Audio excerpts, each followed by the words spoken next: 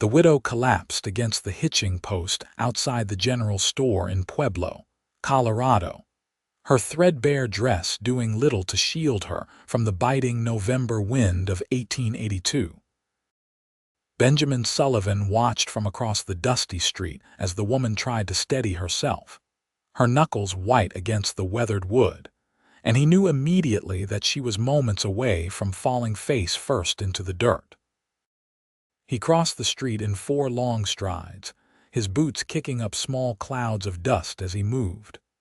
Up close, he could see the hollow look in her eyes, the way her cheekbones stood out too sharp against pale skin. She was young, probably not much past 25, but starvation had a way of aging a person beyond their years. "Madam," he said quietly, his hand hovering near her elbow without touching. "When did you last eat?" Her eyes focused on him with visible effort, dark brown and filled with a pride that was trying desperately to override the reality of her situation. "I am quite well, sir. Please do not concern yourself." Even as she spoke, her body betrayed her. Her legs buckled, and this time Benjamin did catch her, his strong arms keeping her from crashing to the ground.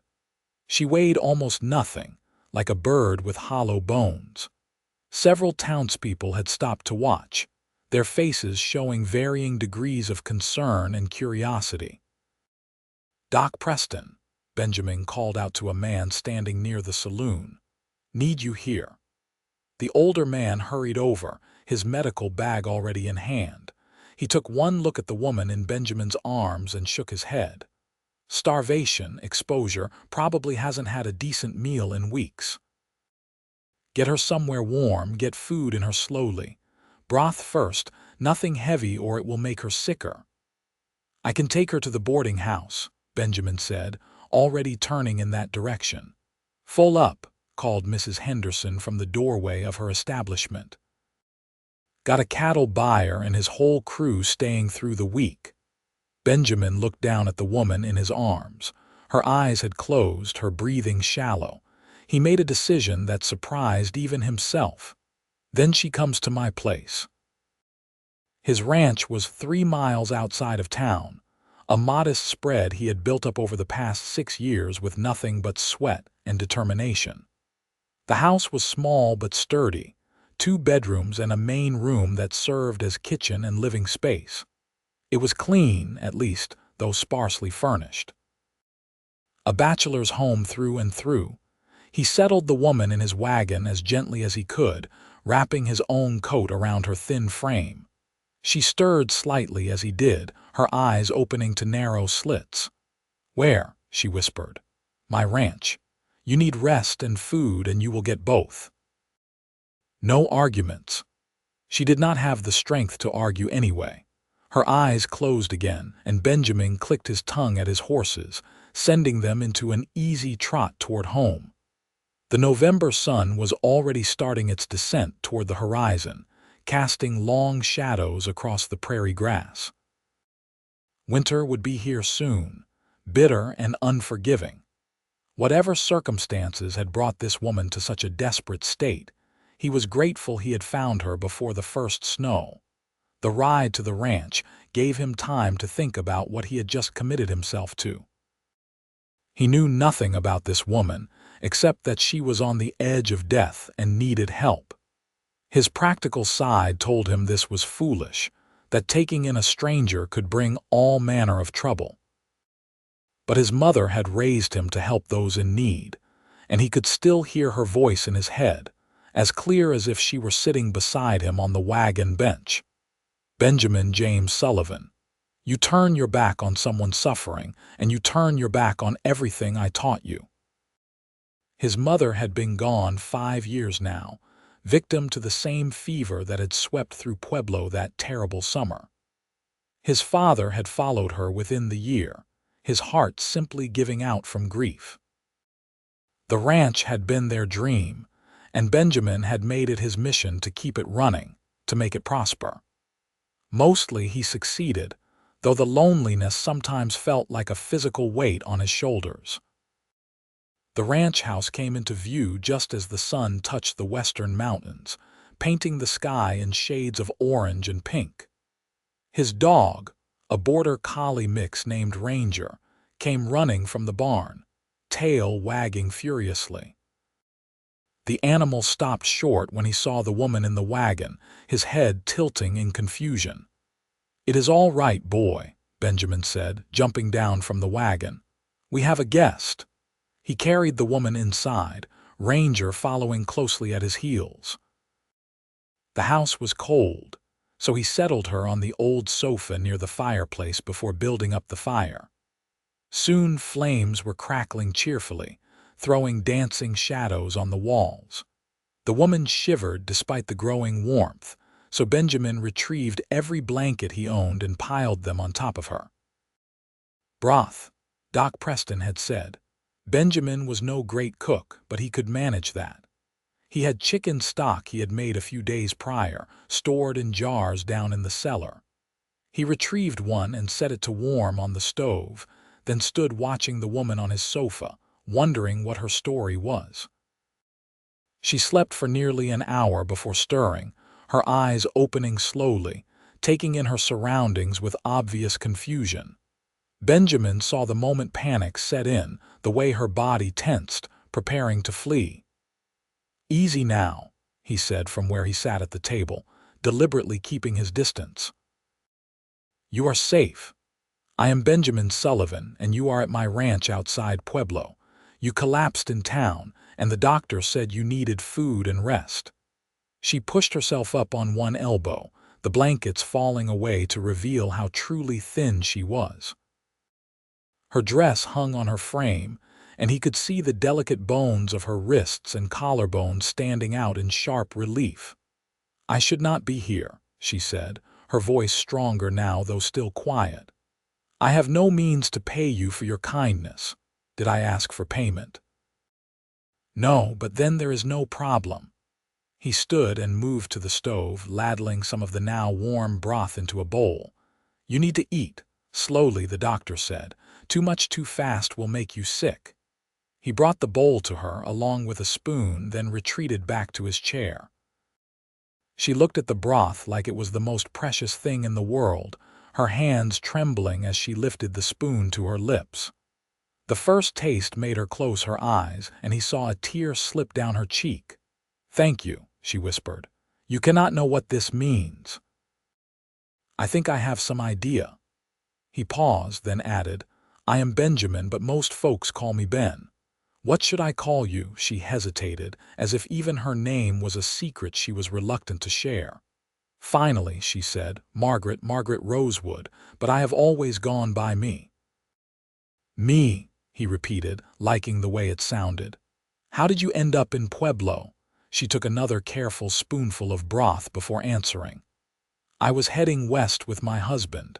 We were going to California to start fresh. He had heard there was work there, opportunities. We made it as far as Pueblo when he took sick, fever. He died 3 weeks ago." Her voice remained steady as she spoke, but Benjamin could hear the grief underneath, held in check by sheer force of will. "I am sorry for your loss. Thank you." She took another spoonful of broth, her movements becoming slightly less shaky. "We had spent almost everything we had just getting this far.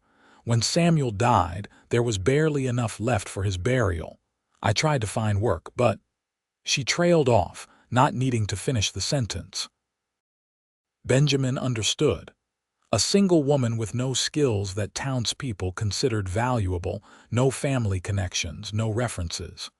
The odds had been stacked against her from the start. "How long since you ate before today?" 2 days, I think. Maybe 3. It becomes hard to track after a while. She finished the broth and set the bowl down carefully on the floor beside the sofa. "I should not have let it get so bad. I kept thinking I would find something, some way to earn a meal, but pride is a terrible thing sometimes." "Pride keeps us human," Benjamin said. "Nothing wrong with that." She looked at him then, really looked at him, and he felt oddly exposed under her gaze. He was not a vain man, but he wondered what she saw. A tall man in his early 30s, with brown hair that was probably too long and a face weathered by years of outdoor work. Strong hands, calloused from labor. Nothing special, nothing remarkable. "Why are you helping me?" she asked. "You do not know me. I could be anyone. You are someone who needs help. That is all I need to know." She shook her head slightly, as if she could not quite believe what she was hearing. Most men would not be so kind. Especially not to a strange woman. Then most men are fools. A small smile crossed her face, the first he had seen, and it transformed her completely. Even gaunt and exhausted as she was, that smile held a warmth that seemed to fill the room. Then it faded, replaced by a look of concern. "I cannot take your bed. I will be fine here on the sofa." "You will take the bed," Benjamin said firmly. "I have slept in worse places than a sofa, believe me. Besides, you need proper rest if you are going to recover." He could see her wanting to argue, but exhaustion won out. She nodded, pulling the blankets closer around herself. "Just for tonight. Tomorrow I will figure out what to do next." Benjamin did not argue with her, though he had no intention of sending her back to town until she was well and truly recovered. He brought her another bowl of broth, which she sipped more slowly this time, her eyelids growing heavy. When she finished, he helped her to the bedroom, averting his eyes as she stumbled slightly, still weak. "Thank you, Ben," she said from the doorway, and the way she said his name made something in his chest tighten. "Rest well, me." He closed the door behind her and returned to the main room, building up the fire before settling onto the sofa. Ranger jumped up beside him, resting his head on Benjamin's leg. The dog's warm weight was comforting, familiar. Benjamin stroked the animal's soft fur and stared into the fire, thinking about the woman now sleeping in his bed. He had spoken truly when he said he was simply helping someone in need. But there had been something in her eyes, a strength that persisted despite everything she had endured, that called to something deep within him. She had lost everything, been reduced to the edge of starvation, and yet she had not lost herself.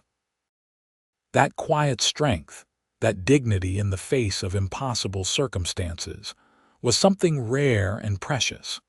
Benjamin fell asleep on the sofa with these thoughts circling through his mind. Ranger warm against his side, and the fire burning low in the hearth. He woke before dawn, as was his habit, and moved quietly so as not to disturb me. The animals needed tending regardless of what else was happening. He pulled on his coat and boots and headed out into the cold pre-dawn darkness, Ranger trotting at his heels.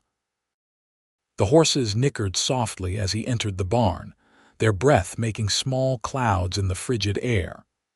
He fed and watered them, then moved on to the small herd of cattle he kept close to the house during winter.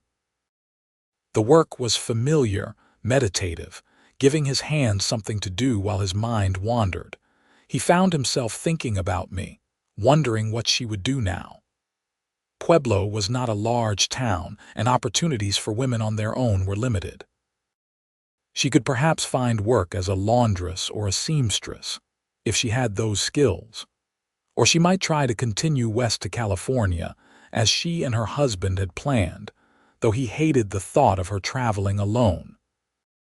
The sky was just beginning to lighten when he finished his chores and headed back to the house. To his surprise, he found me awake, standing near the stove with a confused look on her face. "Good morning," he said, stamping the cold from his feet. "How are you feeling?" "Better," she admitted. "Still tired, but better. I thought I might make coffee, but I could not find." "Here." He moved to a cupboard and pulled out the coffee tin along with the pot. "Let me show you where everything is." They worked together in companionable silence, Benjamin showing her where he kept his limited supplies, me listening intently and nodding. When the coffee was brewing and filling the house with its rich aroma, he fried up some eggs and bacon, slicing bread from the loaf he had bought in town just 2 days before. "You should eat slowly," he reminded her as he set a plate before her. "Not too much at once." She nodded and ate with careful, deliberate bites, but he could see the hunger in her eyes. It would take time for her body to adjust to having regular food again. They ate in silence for a while, the only sounds the crackling of the fire and the clink of silverware against plates. "This ranch," Mi said finally. "You run it alone?" "Mostly. I hire some help during roundup and branding, but day to day it is just me and Ranger." As if on cue, the dog padded over and put his head on Mi's knee, looking up at her with soulful brown eyes. She smiled and stroked his head, and Ranger's tail began to wag. "He likes you," Benjamin observed. "He is usually wary of strangers. Animals have always seemed to understand me better than people do." There was a story there, Benjamin thought, but he did not push. Instead, he said, "I need to ride out and check the far pasture today. Make sure the cattle out there are all right. You are welcome to stay here and rest. There is more food in the pantry if you get hungry." Mi set down her fork and looked at him. "Let me help." "I am not so weak that I cannot be useful. Mi, you collapsed yesterday. You need to recover. And I will recover faster if I am active and eating regular meals. Please, Ben, I cannot just sit here while you work. It does not feel right." He studied her face, seeing the determination there, and knew that arguing would be pointless. "All right. But if you start feeling poorly, you tell me immediately. Understood?" "Understood." After breakfast, he helped her into one of his old coats, which hung on her like a tent. She tied it closed with a piece of rope and looked up at him with that small smile again. "How do I look?"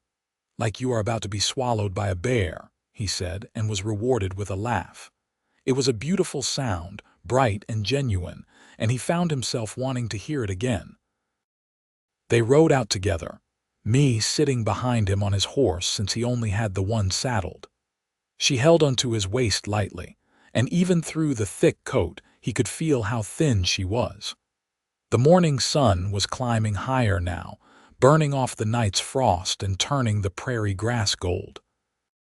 The cattle were where he expected them to be, grazing peacefully in the far pasture.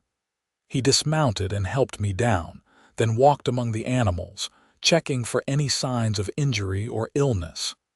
Mi followed, watching how he examined each cow, the gentle way he handled them. "You care about them," she observed. "They are my livelihood, sure, but they are also living creatures under my care. My father used to say that how a man treats his animals says everything about his character." "Your father sounds like he was a wise man." "He was. My mother, too. I lost them both a few years back. I am sorry." Mi reached out and touched his arm briefly, a gesture of comfort that felt entirely natural. "My parents died when I was young, cholera. I grew up in an orphanage in Missouri." "Is that where you met your husband?" She nodded, her expression becoming distant. "Samuel was a friend of the man who ran the orphanage. He seemed kind, offered me a way out of that life. I thought it was a good match." She paused, then added quietly, "I was 18. I did not know better." Benjamin heard what she was not saying, heard the absence of love in her words. She had married for escape, for security, not for any deeper feeling. And then her husband had died and left her with nothing, not even the security she had traded her freedom for. They spent the morning working together, Benjamin showing me the boundaries of his property, pointing out landmarks and sharing stories about the land. She listened with genuine interest, asking intelligent questions that showed a quick mind. As the sun climbed higher, he noticed she was tiring, moving more slowly, her face growing pale. "That is enough for today," he said, leading her back to where the horse was grazing. "We should get you back to the house." She did not argue this time, which told him how exhausted she truly was. The ride back was quiet, Mi's arms around his waist, her head eventually coming to rest against his back. He could feel the warmth of her even through both their coats, and something about that small intimacy made his heart beat faster. Back at the house, Mee went immediately to the sofa and lay down, asleep almost before her head hit the cushion. Benjamin covered her with a blanket and set about preparing a late lunch, something simple that would be ready when she woke. He found himself glancing at her frequently, watching the rise and fall of her chest, the peaceful expression on her face. Ranger settled on the floor beside the sofa, as if he too felt the need to watch over her. Benjamin sat at the table and tried to read the week-old newspaper he had brought from town. But his mind kept wandering to the woman sleeping in his house, and the growing feeling that his life had just changed in ways he could not yet fully understand. Mee woke in the late afternoon, the smell of stew drawing her back to consciousness. She sat up slowly, pushing her dark hair back from her face, and found Benjamin at the stove, stirring a large pot. "That smells wonderful," she said. "Old family recipe. My mother used to make it every Sunday."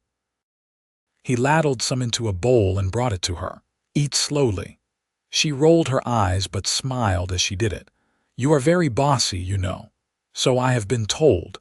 They ate together, and Mee told him more about her life. How she had learned to read from one of the few kind matrons at the orphanage. How she had always dreamed of seeing the ocean, of living somewhere green and beautiful. How Samuel had promised her all of that and more, promises that had died with him in a cramped boarding house room in Pueblo. "What will you do now?" Benjamin asked when she fell silent. "I do not know," she admitted. "I have been trying not to think about it. I know I need to find work, find some way to support myself. But the truth is, I am frightened. I was frightened before you found me, and I am still frightened now." "That is honest. You have been honest with me. It seems only fair to return the favor." She set down her empty bowl and looked at him directly. "Ben, why are you being so kind to me? And please do not say it is just because I needed help. I suspect there is more to it than that." Benjamin considered his answer carefully. "When my mother died, I felt like the world had ended. Everything good and bright just went out like a snuffed candle. My father tried to go on, but his heart was not in it. He died less than a year later, and I was alone. People in town helped me, brought me food, checked on me, gave me work when I needed it. They did not have to, but they did. One of them, old Mr. Carson, told me something I have never forgotten. He said that kindness is not a debt to be repaid, but a gift to be passed forward. So maybe that is what I am doing, passing forward the kindness that was shown to me." Mee's eyes were bright with unshed tears. "That is a beautiful way to see the world. It is the only way I know how to see it." They sat in silence for a long moment, something unspoken passing between them. Then Mee stood, gathering up the dishes. "Let me clean up. It is the least I can do." They worked together, washing and drying the dishes, moving around each other with surprising ease. When they were done, Mee dried her hands on a towel and turned to face him. "Ben, I have a proposal for you. Let me stay on for a while, help you around the ranch. You said yourself you could use help with the daily work. I can cook and clean, and I can learn whatever else you need. In exchange, you give me room and board. That way I am not just taking charity, and you get help with the workload." Benjamin thought about it. The truth was, he could use the help. Winter was coming, and there would be plenty of work to do, and if he was being honest with himself, he did not want her to leave. Not yet. Maybe not ever, though that thought surprised him with its intensity. "All right," he said. "But on one condition. You take time to fully recover first, no working yourself to exhaustion. Deal?" She held out her hand, and he shook it, her small hand disappearing in his larger one.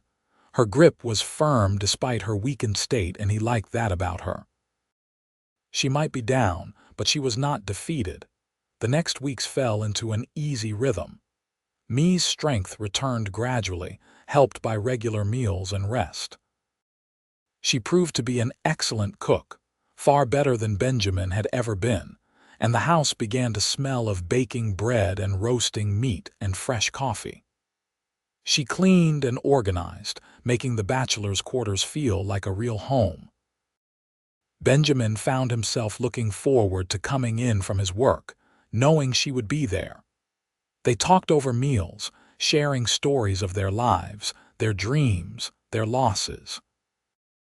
Me told him about the books she had read, the ones that had transported her from the drab walls of the orphanage to exotic locations and grand adventures. Benjamin told her about growing up on the ranch, learning from his father how to read the weather and the land, how to gentle a horse and birth a calf. Some evenings they played cards by the fire, rangers sprawled between them.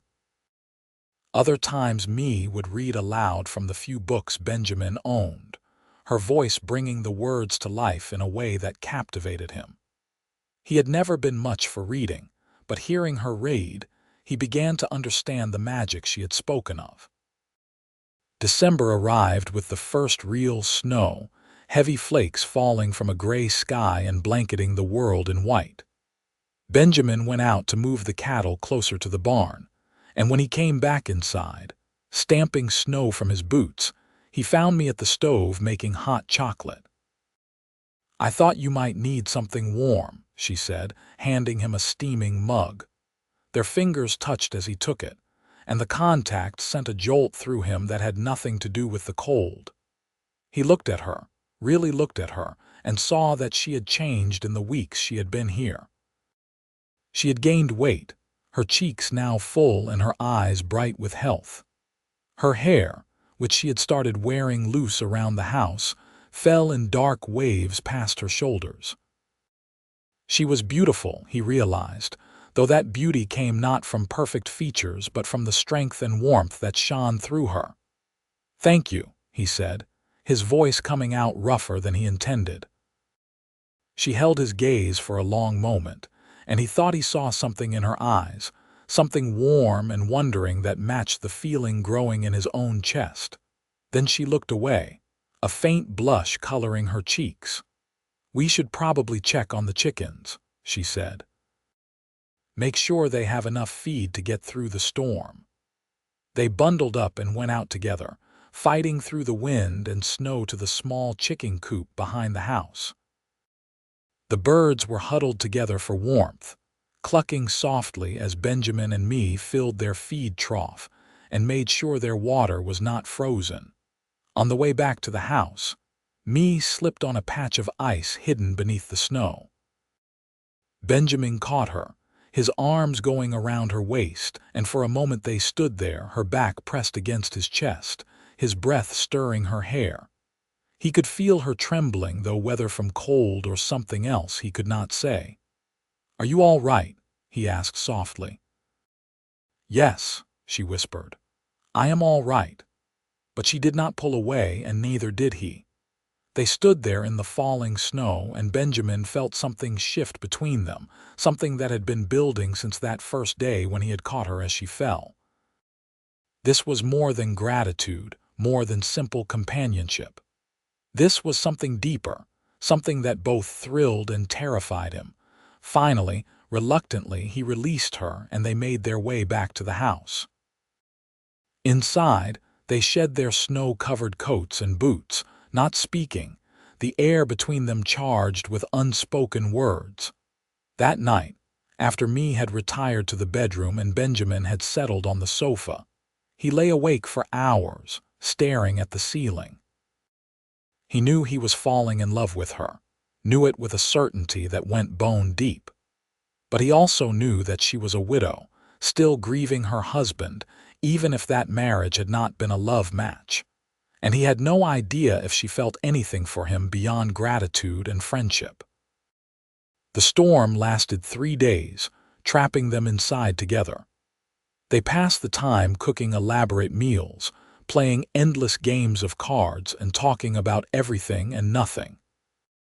On the second day, Me found some fabric scraps in a trunk and began sewing, her nimble fingers creating a patchwork quilt from the odd pieces. My mother taught me before she died, she explained as Benjamin watched her work. I had almost forgotten, but the knowledge came back. It is beautiful, he said and meant it.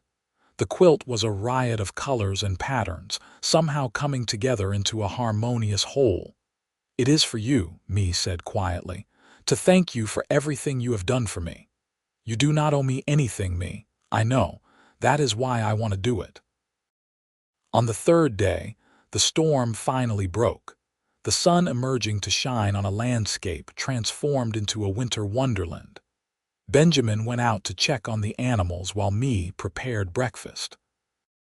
When he returned, she had the table set and food waiting, and he marveled again at how right this felt, how natural. As they ate, Me said, I have been thinking. You asked me once what I would do, what my plans were. I have an answer now if you want to hear it. Benjamin's heart began to pound. I want to hear it. I would like to stay here, not just as a hired hand or someone you are helping out of charity. I would like to stay here as part of this place, part of this life you have built, if you will have me. He stared at her, hardly daring to believe what he was hearing.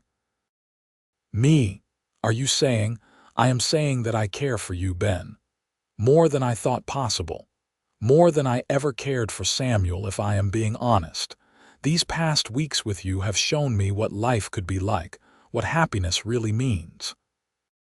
And I know it is too soon. I know I am probably foolish to feel this way, but I cannot help it. She took a deep breath, her eyes meeting his. I am in love with you, Benjamin Sullivan, and if you feel even a fraction of what I feel, then I want to stay. Benjamin stood so abruptly that his chair tipped over backward. He crossed to where she sat and pulled her to her feet, his hands framing her face. A fraction. Me, I am completely, hopelessly in love with you. I have been for weeks now.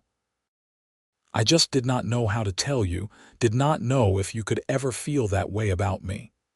How could I not? She asked, her own hands coming up to cover his. You saved my life.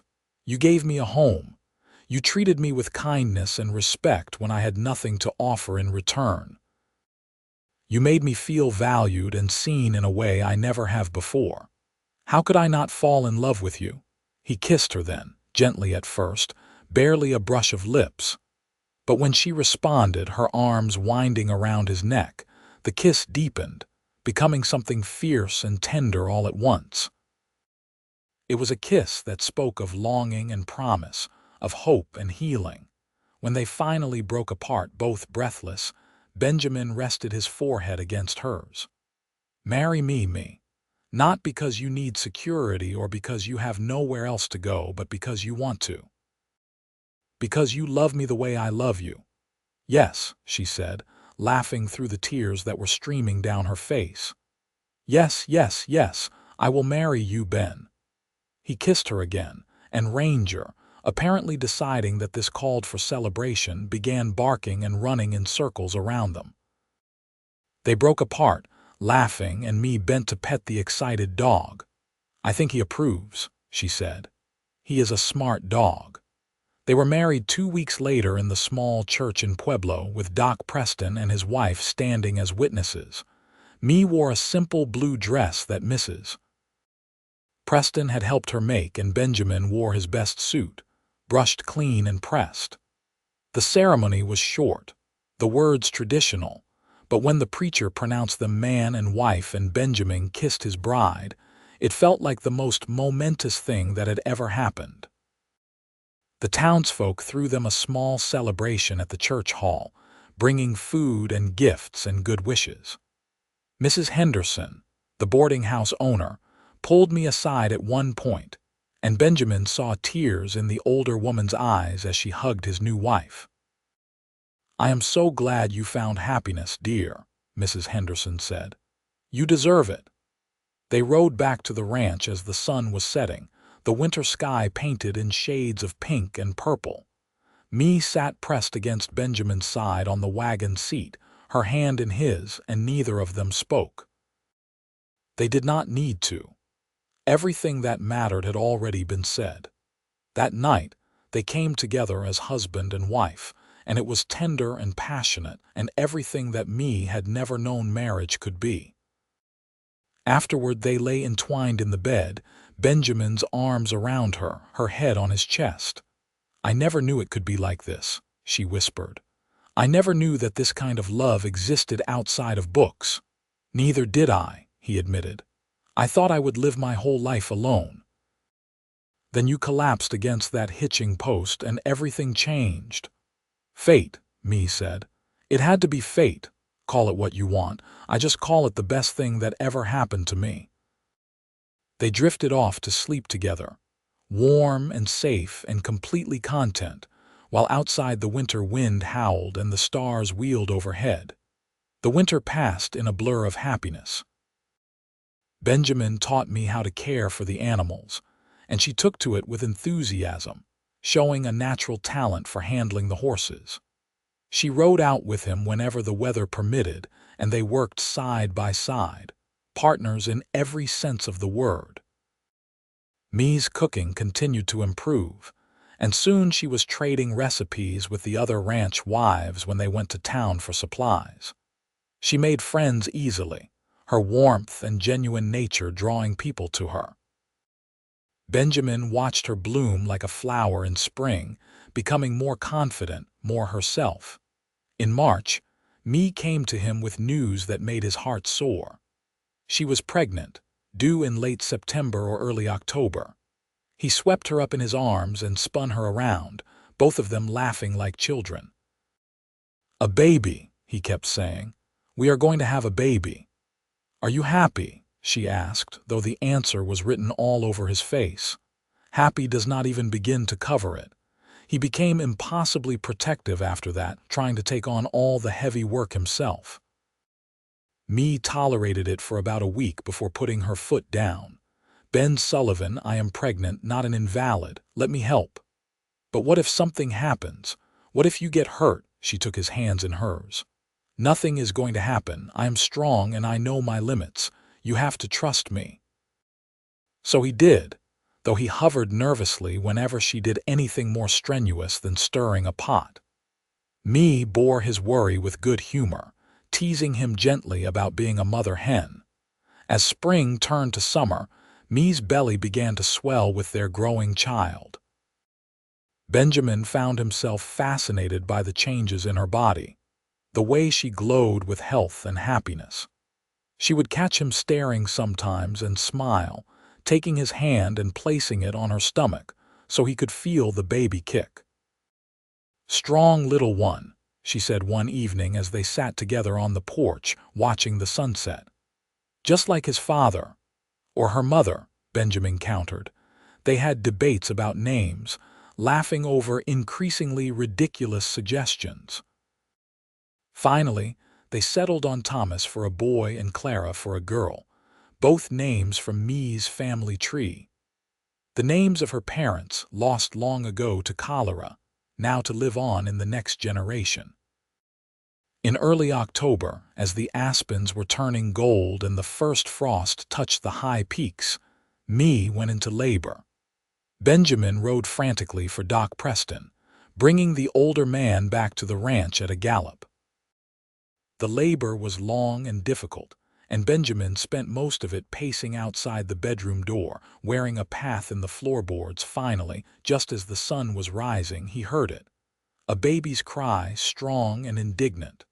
Doc Preston opened the door, a tired smile on his face. "You have a son, Ben." A healthy, strong boy, and Me came through like a champion. Benjamin rushed past him into the room. Me lay in the bed, exhausted but radiant, holding a small bundle wrapped in the quilt she had made. She looked up as he entered, tears streaming down her face. "Look at him, Ben. Look at our son." Benjamin sat on the edge of the bed and peered down at the tiny red face peeking out from the blankets. His son. His and Me's son. The reality of it crashed over him like a wave, and he felt tears burning in his own eyes. "He is perfect," he whispered. "You are perfect. I love you so much, Me." I love you too.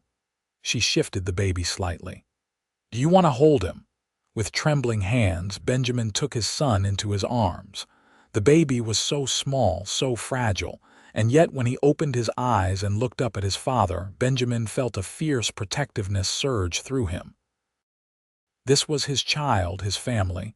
He would protect them both with his life. "Hello, Thomas," he said softly.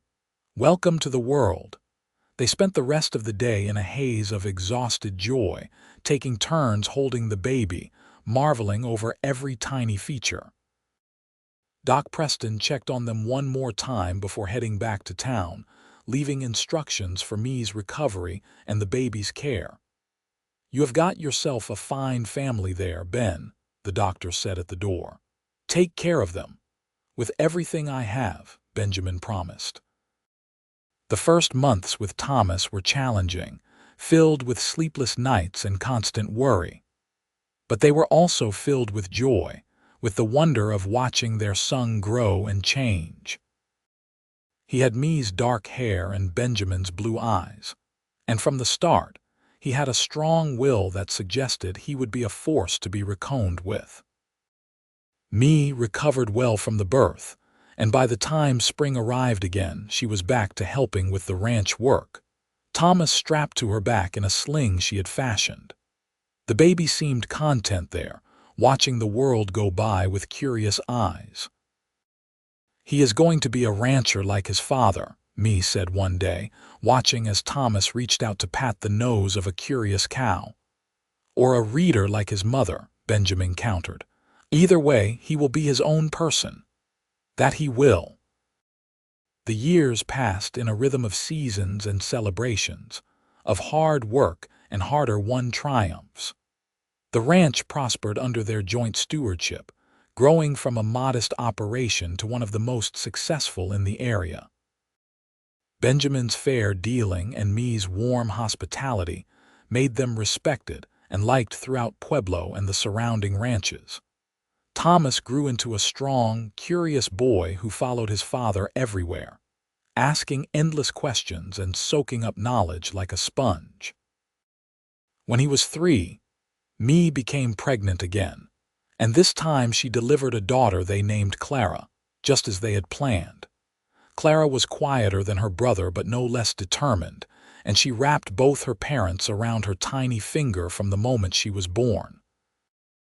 Benjamin, who had thought he could not love anything more than he loved Mee and Thomas, found his heart expanding once again to encompass this new little person. "We are blessed," Mee said one evening when Clara was a few months old. They were sitting on the porch in the warm summer twilight, watching Thomas play with Ranger in the yard. Clara slept in Mee's arms, her tiny fist curled against her mother's chest. "More than blessed," Benjamin agreed. He put his arm around his wife, pulling her close. "Sometimes I think back to that day in Pueblo when you collapsed against the hitching post. What if I had not been there? What if I had not seen you? But you were, and you did," Mee said firmly. "And even if you had not been, I like to think we would have found each other somehow. Some things are just meant to be. Do you ever regret it? Giving up your dream of California and the ocean?" She looked at him, her dark eyes serious. "Ben, you and these children are my dream. This ranch, this life we have built together, this is everything I ever wanted without knowing I wanted it. I would not trade it for all the oceans in the world." He kissed her then, softly, mindful of the sleeping baby in her arms. "I love you, Mee Sullivan. And I love you, Ben. Always." As the years continued to unfold, their family grew closer, bound by love and mutual respect. Thomas showed a gift for working with horses, able to gentle even the most skittish animal with patience and kindness. Clara, as she grew, revealed a sharp mind and a talent for numbers, keeping track of the ranch's accounts with a precision that amazed her father. When Thomas was 12 and Clara 9, Mee announced that they would be welcoming another addition to the family. This pregnancy was harder than the previous 2, and Benjamin hovered constantly, worried. Me bore his concern with her usual grace, though she did make him promise to stop treating her like she was made of glass. "I have done this twice before," she reminded him. "I know what I am doing." Their third child, another son they named Henry, was born during a thunderstorm in late June. He came into the world wailing, his lungs strong and his will clearly unbreakable. Me, exhausted but triumphant, laughed as Benjamin cradled the squalling infant. "I think this one is going to keep us on our toes," she said. She was right. Henry was a whirlwind from the start, constantly moving, constantly exploring. He kept them all busy, but he also filled the house with laughter and energy. Thomas and Clara adored their little brother, taking turns watching over him and teaching him about the world. The ranch continued to thrive, and Benjamin and me became pillars of the community. They helped their neighbors during hard times, opened their home to travelers who needed shelter, and raised their children to value kindness and hard work above all else. On their 10th wedding anniversary, Benjamin surprised me with a trip to Denver. They left the children with Doc Preston and his wife, who had become like grandparents to the young Sullivans, and took the train east into the city. Me had never seen anything like Denver, with its grand buildings and bustling streets. Benjamin took her to a fine restaurant, bought her a beautiful dress, and they danced in a hotel ballroom like they were young and carefree. For 3 days, they were just Ben and me, not parents or ranchers, but simply two people in love. On the last night, as they stood on the balcony of their hotel room looking out over the city lights, me turned to Benjamin with tears in her eyes. "Thank you," she said. "For this, for everything. For saving me that day in Pueblo, for loving me, for giving me a life I never dreamed I could have." "You saved me too," he said, cupping her face in his hands. "I was so lonely before you came. I did not even realize how lonely until you were there, filling up all those empty spaces I did not know existed. You made me whole, me." They kissed under the stars, and when they returned to the ranch and their children, they felt renewed. Their love deepened by the years, but still as fresh and vital as it had been that first winter. More years passed, bringing challenges and triumphs in equal measure.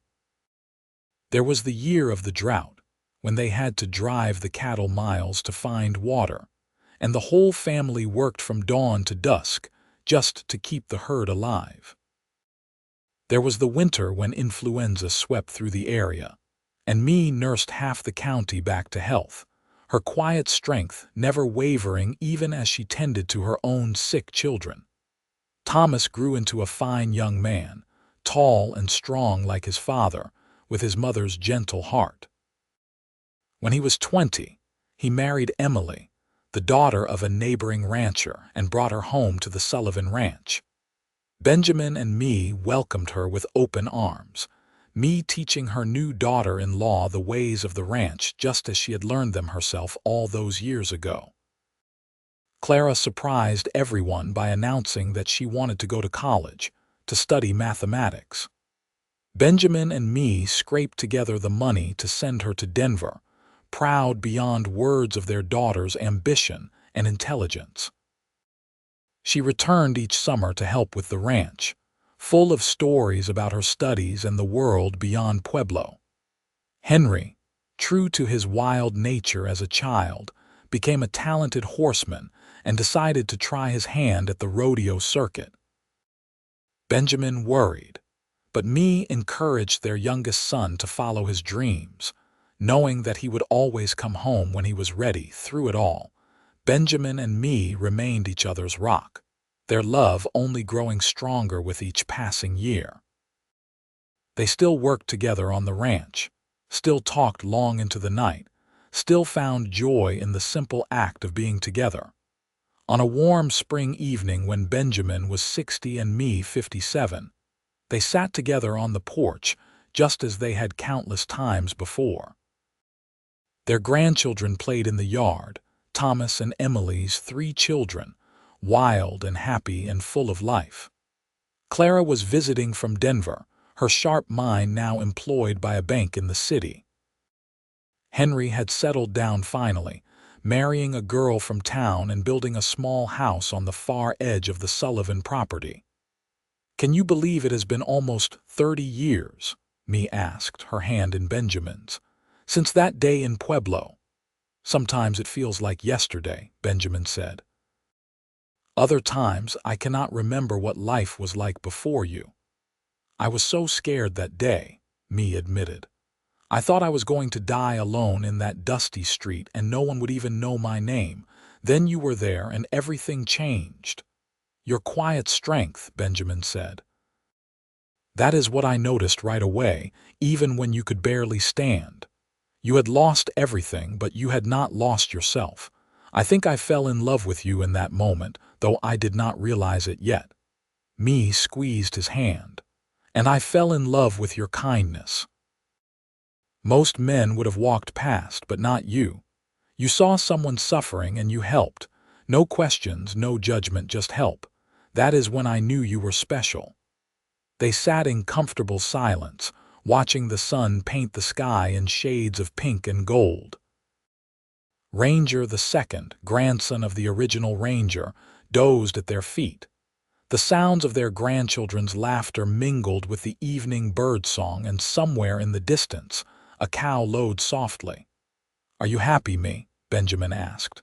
"Truly happy?" She turned to look at him, her face lined now with age but still beautiful, still radiant with the inner light that had first captivated him.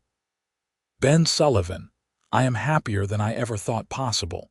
You gave me a home, a family, a life filled with love and purpose. You gave me everything."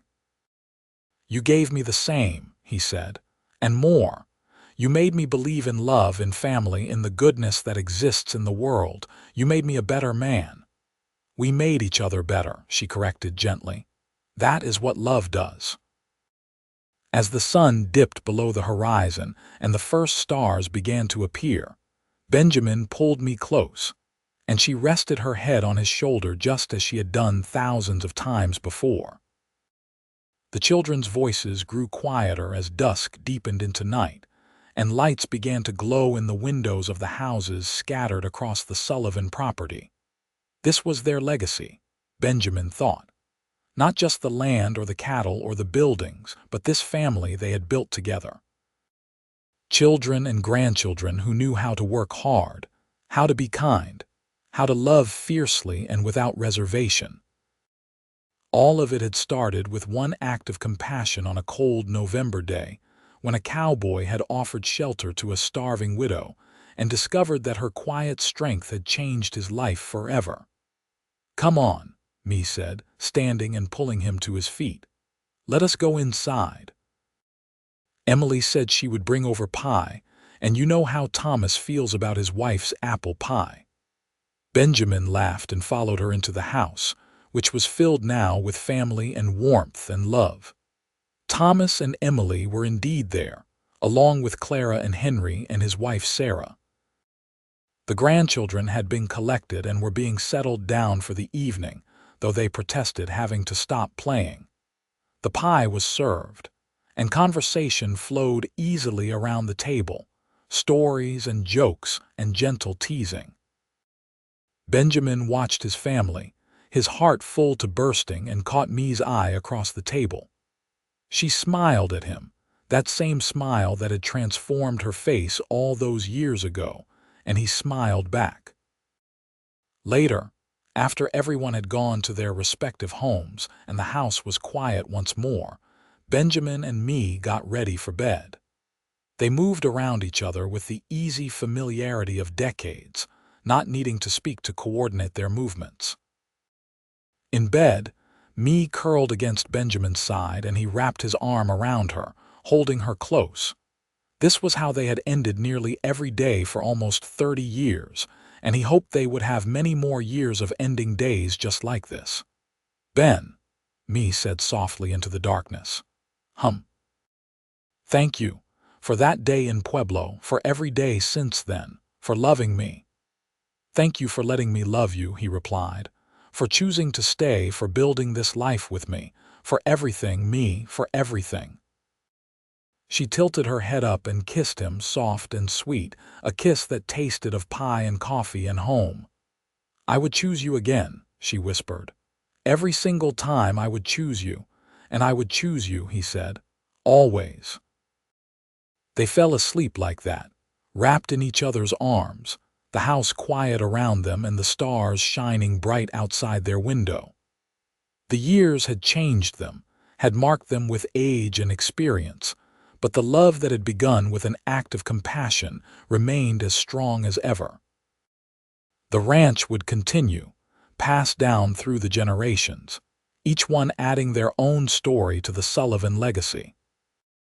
But at the heart of it all would always be this: a cowboy who offered shelter to a starving widow and found that her quiet strength made him never want her to leave, and a widow who found in that cowboy's kindness a love that healed her broken heart and gave her a life beyond her wildest dreams. Their story would be told and retold at family gatherings, embellished and romanticized with each telling. But the truth was simple and beautiful enough on its own. Two people who found each other when they needed it most, who chose love when it would have been easier to choose safety or solitude, who built a life together based on mutual respect, unwavering support, and a love that grew deeper with each passing year. In the spring of their 32nd year together, Benjamin and me took a trip with all their children and grandchildren to the mountains, renting a large cabin where they could all be together. It was chaotic and loud and absolutely perfect, filled with games and stories and more food than anyone could possibly eat. On the last night, as they all sat around a bonfire under the stars, Thomas raised his glass in a toast. "To my parents," he said, his voice thick with emotion, "who showed us all what love really means. You taught us to be kind, to work hard, to never give up on each other.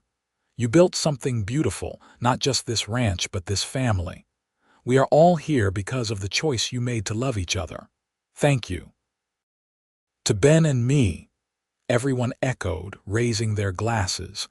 Benjamin looked at me, and she was crying happy tears that she made no effort to hide. He put his arm around her and pulled her close, and their children and grandchildren surrounded them, a tight circle of love and warmth. "I am the luckiest man alive," Benjamin said. "And I am the luckiest woman," me added. The years continued their steady march, bringing both joy and sorrow as all lives must contain. Doc Preston passed away at the age of 89, followed by his wife 6 months later. Benjamin and me mourned them deeply, for they had been true friends and surrogate grandparents to their children. There were weddings and births, new additions to the family that kept them young at heart. Clara married a professor from the college, a quiet man who adored her sharp wit and brilliant mind. Henry's wife, Sarah, gave birth to twins, bringing chaos and laughter in equal measure. Thomas and Emily's youngest daughter announced she wanted to be a veterinarian, the first in the family to pursue such a path. Through it all, Benjamin and me remained the center, the foundation upon which the entire family was built. They were consulted for advice, sought out for comfort, relied upon for wisdom. And they gave freely, their door always open, their hearts always welcoming. As Benjamin entered his 70s, he began to slow down, his joints stiff from decades of hard work. Me, though younger, had her own aches and pains. But they adapted, finding new ways to contribute to the ranch that did not tax their aging bodies. Thomas had taken over the day-to-day operations years ago, running the place with the same care and dedication his father had shown. On their 40th wedding anniversary, the family threw them a huge celebration in Pueblo. It seemed like the whole town turned out, for Benjamin and me had touched so many lives over the years. There were speeches and tears and enough food to feed an army. Mee wore a beautiful dress that Clara had bought for her in Denver, and Benjamin wore a new suit that made him feel like a young man again. They danced together, slowly turning in circles while their family and friends watched and clapped. Benjamin looked down at his wife, her hair now more silver than dark, her face lined but still beautiful, and felt the same surge of love he had felt that first time he kissed her 40 years ago. "I would do it all again," he said. "Every moment, every challenge, every joy. I would do it all again just to have this life with you." "As would I," Mee said, her eyes shining. "You are my greatest adventure, Ben Sullivan, my greatest love." The seasons turned as they always had and always would. Benjamin and Mee grew older, their steps slower, their hair whiter. But their love never diminished, never faded. If anything, it grew richer, deeper, tempered by time into something unbreakable. They spent their days on the porch more often now, watching the ranch continue under Thomas's capable management, watching their grandchildren grow and start having children of their own. Great-grandchildren came to visit, climbing into their laps to hear stories about the old days, about how their great-grandparents had met. And Benjamin and Mee would tell the story again, never tiring of it, because it was their story. The tale of a cowboy who offered shelter to a starving widow, and a widow whose quiet strength had captured his heart so completely that he never wanted her to leave. The tale of two people who found love when they least expected it and built a life that surpassed their wildest dreams.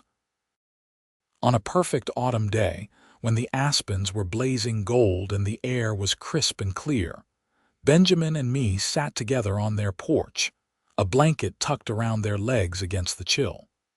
They were well into their 80s now, blessed with long lives and good health despite their years. "Do you remember," Benjamin said, "that first winter? How scared I was that I was overstepping, that you would leave as soon as you were well enough," Mee laughed softly. "And I was terrified that you would send me away, that your kindness had limits. We were both foolish. Not foolish. Just careful with our hearts. Until we were not," she said, squeezing his hand. "Until we took that leap and trusted that love was worth the risk. Best risk I ever took."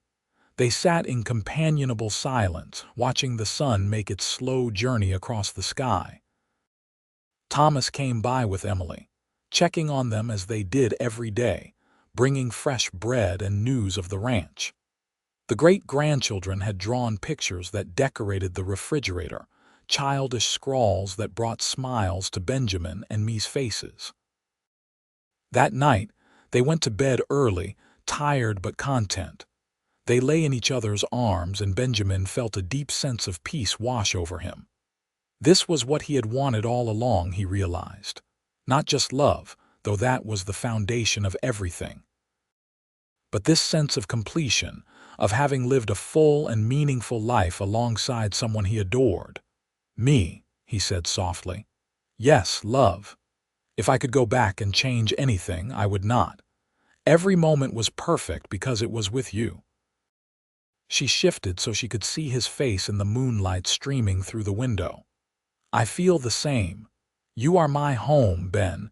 You always have been from that very first day." They fell asleep like that, holding each other close, their hearts beating in rhythm. And in the morning, when Thomas and Emily came by for their daily visit, they found them still together, peaceful and at rest, having passed in the night within minutes of each other. The family grieved, of course, as families do when they lose beloved members. But there was also a sense of rightness to it, of completion. Benjamin and Mee had lived full, rich lives, surrounded by love, and they had left together, neither having to face the world without the other. They were buried side by side on a hill overlooking the ranch, under a pair of aspens that turned gold every autumn. The entire town came to the funeral, and the line of people waiting to pay their respects stretched for miles. Person after person came forward to share stories of how Benjamin and me had touched their lives, had helped them, had shown them kindness. Thomas gave the eulogy, his voice breaking as he spoke of his parents' love and legacy. "They taught us that love is not just a feeling but a choice," he said. "A choice to show up day after day, to work through the hard times and celebrate the good times, to put each other first. They taught us that kindness matters, that helping others is never a burden but a privilege. They taught us how to build a life worth living." The ranch continued under Thomas's management and would eventually pass to his children and grandchildren. But it would always be known as Benjamin and me's place, their legacy written in every fence post and barn board, in every calf born and every crop harvested. Years later, when the great-grandchildren were grown and having children of their own, they would still tell the story. The story of a cowboy who offered shelter to a starving widow on a cold November day in 1882, and how her quiet strength had made him never want her to leave. How that single act of compassion had blossomed into a love that lasted a lifetime and created a legacy that would endure for generations. It became a family legend, a touchstone, a reminder of what really matters in life. Not wealth or status or fame, but love and kindness and the courage to open your heart even when it is scary.